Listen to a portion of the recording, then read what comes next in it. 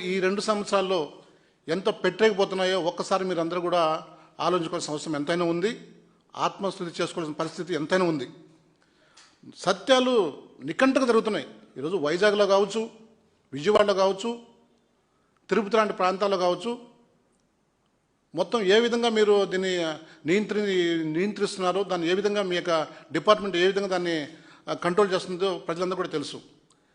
నిన్నగాక మొన్న సంక్రాంతి వేడుకలో దాదాపు లిక్కరు మందు ఏరులై పారుతూ రాష్ట్ర ప్రజలను అనారోగ్యం చేసే పరిస్థితి తీసుకొచ్చినారు. పేకాట, జూదము, కోడి పందాలు దాదాపు దేశంలో ఎక్కడా లేని విధంగా 75,000 బెల్ట్ షాపులు పెట్టి దాంట్లో మళ్ళీ ఇలా తెలుగు సంబంధించిన కూటమి నాయకులు వాళ్ళు మళ్ళీ సపరేట్గా ప్రభుత్వం 10 రూపాయలు పెంచితే వీళ్ళు మళ్ళీ బెల్ట్ షాపుల్లో 50 రూపాయలు పెంచుకుంటూ సందులో సడమే అని మళ్ళీ దాంట్లో లిక్కర్ యొక్క కల్తీ కలపడం, ప్రజల యొక్క ప్రాణాలతో ఆడుకోవడం.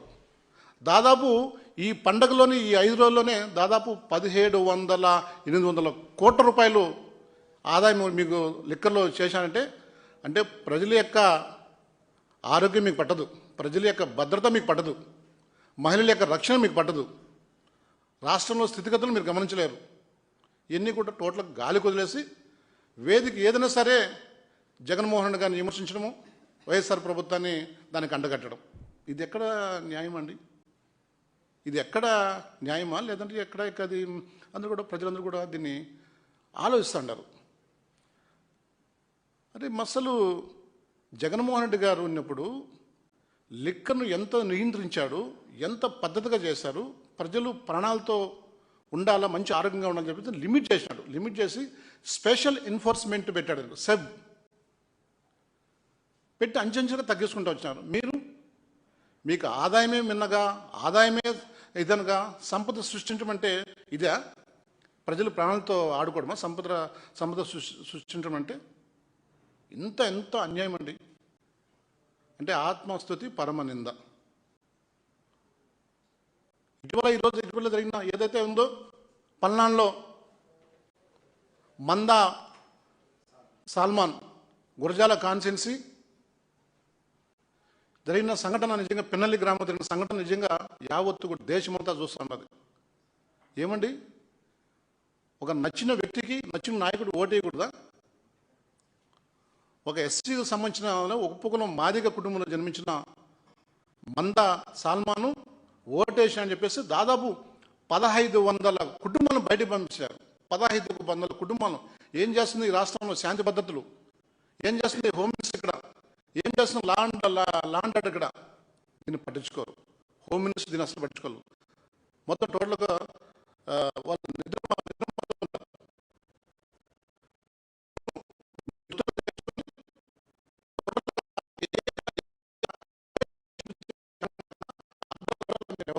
ఈరోజు మొత్తం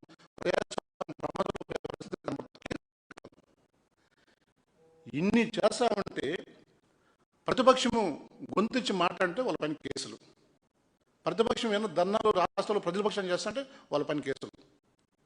దీనికి మేము ఒకటే అడుగుతున్నాం, సాల్మాన్ హత్యలో వ్యవస్థ పూర్తిగా పోలీస్ వ్యవస్థ మొత్తం టోటల్గా ఫెయిల్యూర్ అయింది. ప్రభుత్వం టోటల్గా ఫెయిల్యూర్ అయిపోయింది. నియంత్రించడంలో కానీ కంట్రోల్ చేయడంలో కానీ ఏమైపోయినా డిపార్ట్మెంట్ ఏమైపోయినా ఏం చేస్తున్నారు లాండ్ ఆర్డర్? కనీసం దీనికి సమాధానం చెప్పాల్సిన అవసరము ఈ కూటమి ప్రభుత్వం ఉంది.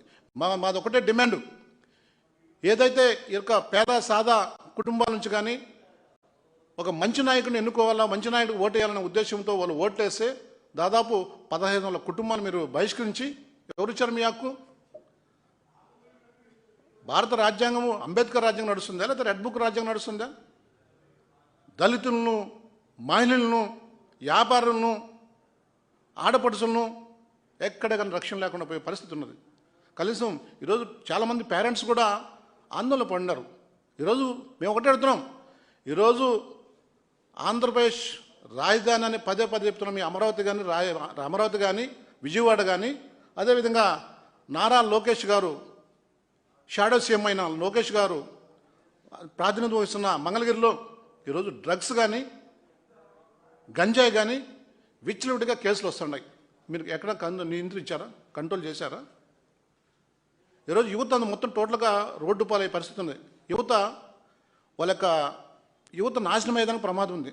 అంటే ఓట్ల తల్లిదండ్రులు కూడా చాలా ఆందోళన పడే పరిస్థితి ఉంది. ప్రభుత్వం ఇమ్మీడియట్గా దానిపైన యాక్షన్ తీసుకొని కంట్రోల్ చేస్తే తప్ప అది నియంత్రించే పరిస్థితి లేదు.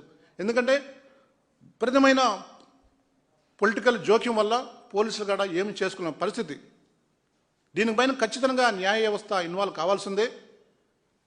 న్యాయ వ్యవస్థ ఈ యొక్క ప్రజాస్వామ్యం ప్రమాదంలో పడింది, గాడి తప్పుతూ ఉంది ఈ కుటుంబ ప్రభుత్వం వల్ల. దీన్ని రక్షించాలన్న బాధ్యత న్యాయ వ్యవస్థ పైన కూడా ఉంది.